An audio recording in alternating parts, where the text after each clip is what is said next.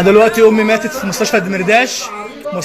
امي ماتت في المستشفى ولا حد يعرف يعمل لها حاجه، وبقى ربع ساعه واقفه بره محدش عايز يدخلها. مستشفى الدمرداش اهي، والله اهي، ما كانش عايز حد يدخلها غير بتذكره اهي. مستشفى الدمرداش ما حدش يرضى يدخلنا لحد ما المريضه ماتت. امي ماتت في المستشفى والامن ما رضاش يدخلنا، ودي كانت واقفه وشغاله على الكلام. انا امي ماتت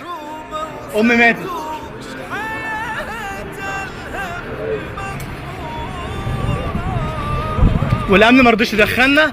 الامن بره ما رضيش يدخلنا، وهي كانت بتنزف دم ما رضيش يدخلنا.